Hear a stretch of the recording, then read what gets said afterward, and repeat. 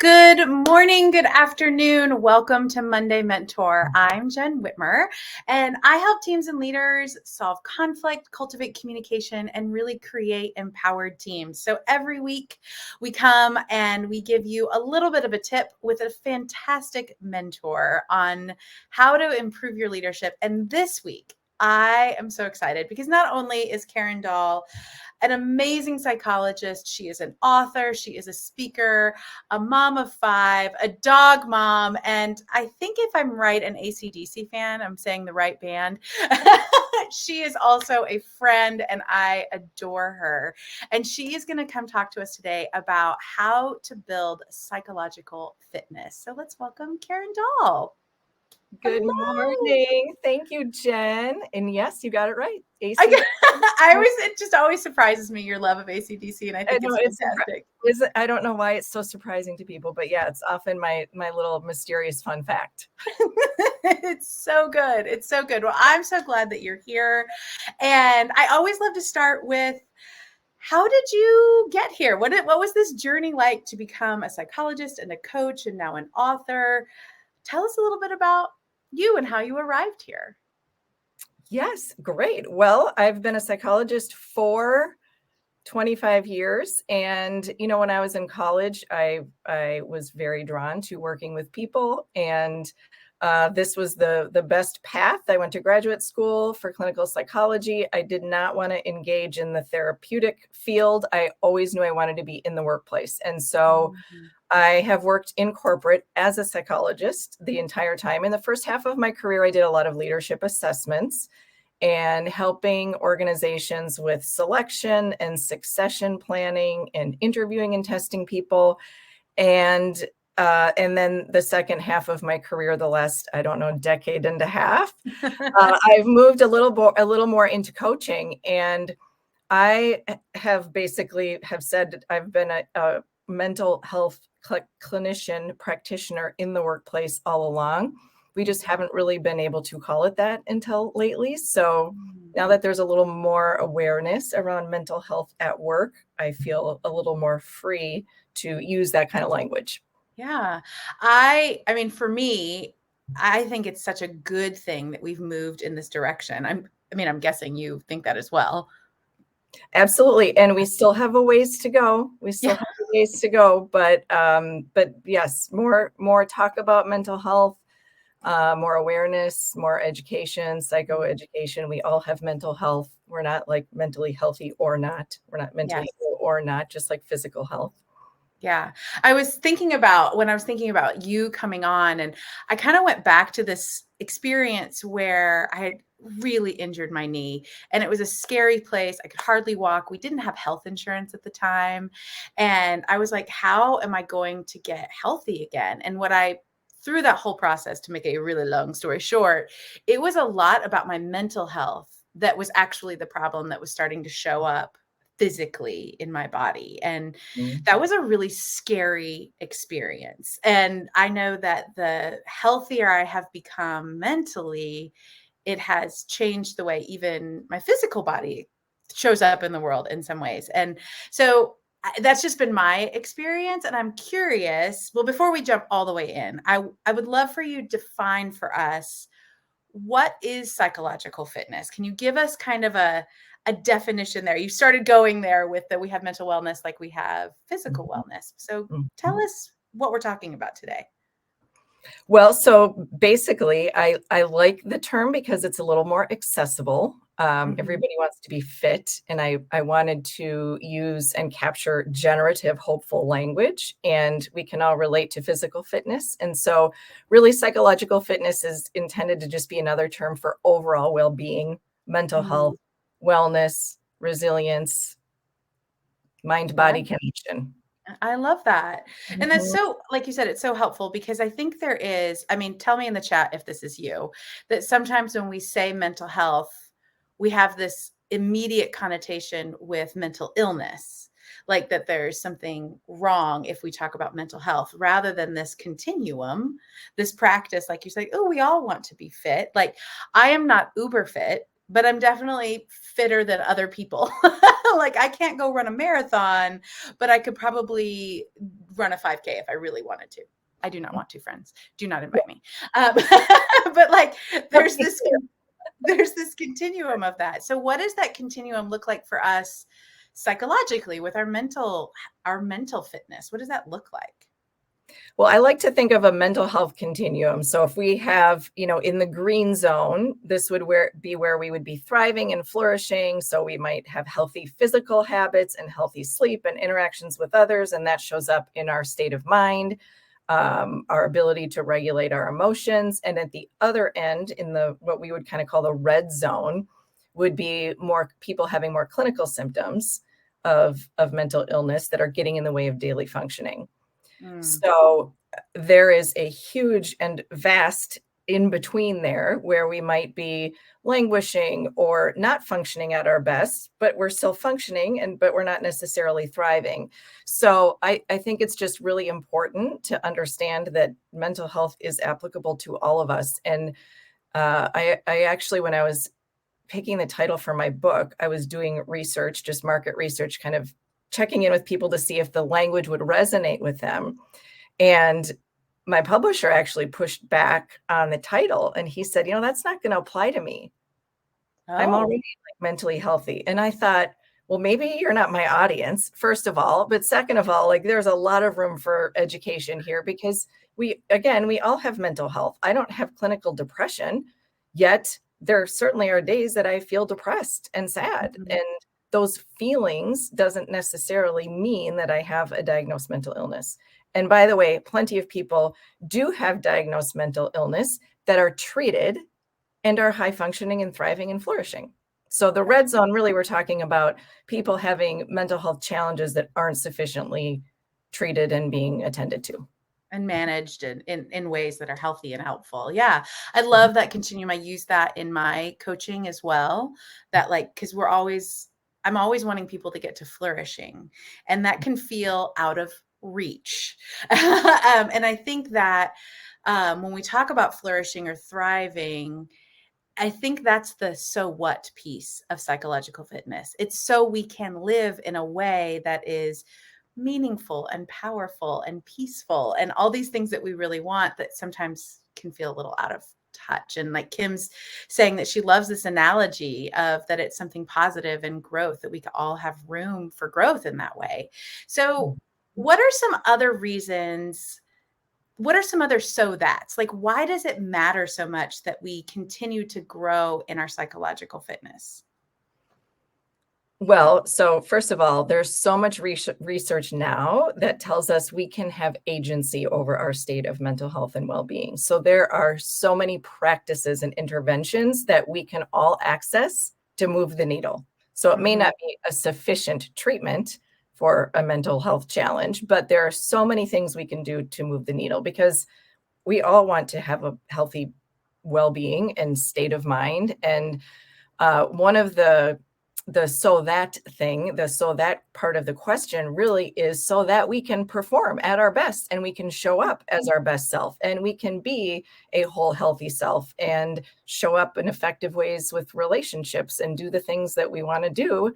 One of the it's a dynamic and fluid process, right? Mhm. Like mental health is not a static state. And one of the things I learned when researching for my book was I work with a lot of high achievers and professionals, as I'm sure your um, audience is full of as well.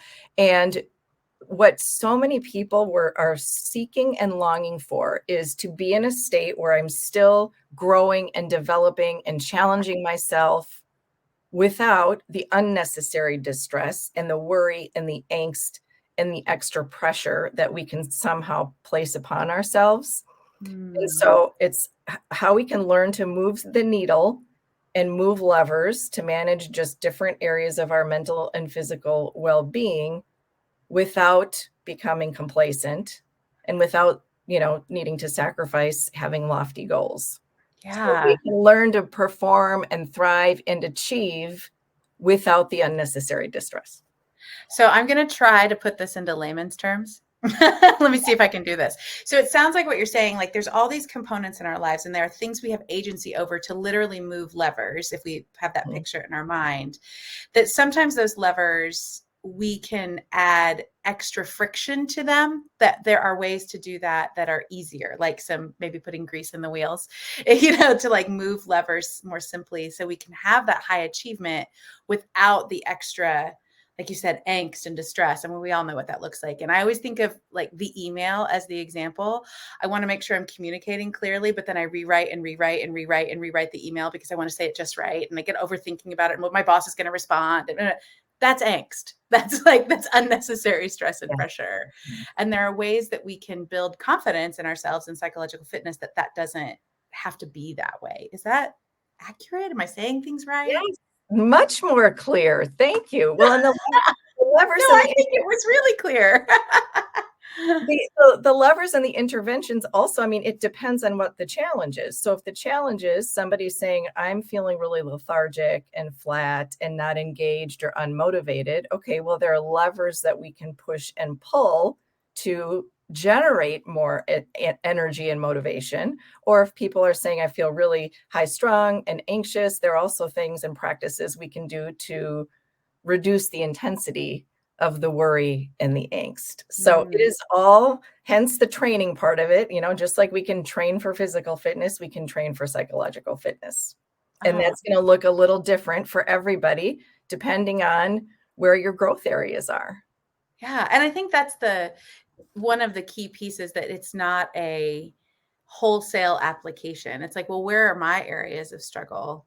What do I need to do to grow? Like we have to look at that a little bit more personally than just like, oh, well, that worked for that person. Well, they might not have your problem. That might not be the thing you struggle with in that way. Yes. And there is no magic bullet. I know.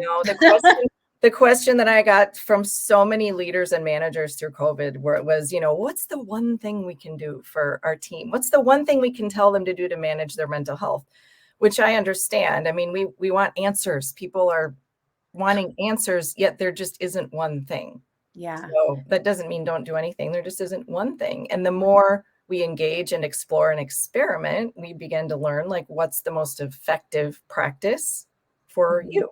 Yeah.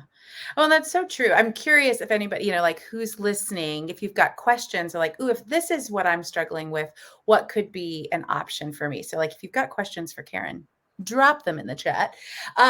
One of my questions is, and I've heard you say this before because we were in a speaking group together. I've heard this in your signature talk. And I'm really curious about what are some easy practices. I'm not going to say one thing, but of the menu of options, if you could pick one for us, that are some daily things that we could just incorporate that could help us, when I'm sitting at my desk or getting ready for the morning. What's something I could do that feels really accessible to me to help build my psychological fitness as a leader, as a high achiever?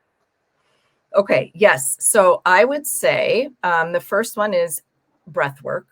Mm. And hang with me because I know sometimes people get turned off thinking that sounds woo woo, but really Yes, managing but our you're a leader. I'm going to stop. Here's why it's not woo woo, because you're not leading with your brain. You're leading with your whole body. So absolutely. you can't just show up with your brain on a table. Like your whole body comes with you. So, okay. Sorry to interrupt, but continue. No, thank you. It's the easiest way to regulate your nervous system. Mhm. So if you're feeling anxious or tense or uptight or distracted, or you need to focus, a breathing, getting back to your breath. And it's easy to remember, a 4-7-8 exercise. So basically you breathe in for 4, you hold it for 7, and then you breathe out hard for a count of 8. And if you do that for even a minute, it is a super healthy reset. I love And the that. other one, I'll throw in another one really quick, Jen, just because it's so common for people to get caught up in thinking traps and cognitive distortions, and like that Yes. inner critic voice that tells us, you know, the Yeah. that we're afraid everyone's going to think we're an idiot or something. Right. I Um, call them story spirals. I'm like, la, la, yes, la, la, la. It's like a tornado that slide. pop up with fear and whatnot. But anyway, even just paying more attention and having more awareness about our thoughts and our thoughts and feelings are real and they're not facts. So even Mhm. just taking that little pause and saying, okay, wait a minute, hang on, what do I know to be true? Is this me just telling myself this story? Yeah. And Yeah. and intervening before we end up going into the spiral. That's such a powerful the pause and the noticing. I think one of the words I love that I've learned from you and other mental health professionals is that notice and observe because they don't have judgment to them. I think sometimes we can be so judgy on ourselves rather than, oh, here's what I'm experiencing and letting it just be what it is. And that starts to like disconnect some of the like that I feel and I know my clients have felt when you're in the middle of it. It's like, well, what? Just notice this. It Oh, changes my posture a little bit. that's so important. Thank you for mentioning that. Yes, healthy detachment. I always encourage people like, let's come to self-assessment from a place of inquiry and curiosity. We can Amen. make decisions. We don't need to place judgments upon ourselves, and self-compassion is a great lens to use. Yeah, that curiosity piece is so important because it creates not only just that compassion for ourselves, but the growth mindset. Because if we're curious about something, it's not fixed. Well, if Mm, it's not fixed, then I can change something about it. And it doesn't have yes. to be this way. Like it's actually really logical, but we just get so caught up in the story spiral or whatever meaning we're creating from that one Slack message that showed up, and like, oh my gosh, this means all of those things when it was really okay, but what did it actually say? It was just the one thing that we know. And it's so helpful. Yeah. What's something, if you're somebody who's like, I feel like I regulate pretty well, I don't get super caught up in stuff, but I always feel like I'm not enough. Like, I feel like I always have to keep going and get to the next thing. What's something that can help that type of person build their psychological fitness in that direction? I would say practicing mindfulness and Mm. meditation and being present in the moment. Oh, Because that getting to the next thing, again, that can propel us and that can provide energy and inspiration. And then there's the hedonic adaptation idea where once we arrive there, what happens? We're just really quick to look to the next thing. yeah. So Yeah. really being able to foster that contentment and being present in the moment, I think is absolutely key for mental health. Yeah. Well, and I think about that as you're saying that as a leader, if I'm struggling with not fully realizing like being present after a win or the finishing of a project or whatever, my team is going to then start to feel that as well. And everybody starts having this extra angst because our mental and psychological fitness as a leader has ripple effects into our teams. And so I think that is such a powerful piece of helping us all be present because then you model that for your team as well. And I think that's so important. Like the work that we do as leaders to help our own psychological fitness then starts to ripple out positively to our team as well. It's all contagious. Yeah. Absolutely. Emotional contagion. And the other thing, in addition, I'm glad that you brought that up to being mindful, really is just also savoring the positive stuff and Mhm. fostering that sense of gratitude and taking a minute to savor and celebrate the good stuff together as a team. We often Yeah. are very quick to overlook that and run to the next thing. So, savoring, reflecting, celebrating, I think that's can be really powerful. So powerful. And you have decades of experience to show us in corporate America that it works really well. I mean, people bring you in and they bring you back because what you do matters so much. And I totally lost track of time and it is time for us to stop and I can't believe it. It always does this to me. Okay, so Karen has this fantastic book. You can grab it here. It's called Building Psychological Fitness. But tell us what the subtitle is because I actually really like the subtitle. How high performers achieve with ease. Yes, I love that. How high performers achieve with ease. So tell the people where to find you, what type of work that you do. Like I said, you're a speaker, they can get your book. Yes. Tell us how to follow you and continue to build our psychological fitness with you. Yes, thank you so much. Thanks everybody for tuning in. So yes, please order my book, buy it for a friend. The more we can like make psychological fitness mainstream, like talking about going to the gym, talking about mental health like that really is my mission. You can find me on LinkedIn. I would love to come speak to your teams or your leadership teams about mental health in the workplace. So good. And she is funny, y'all.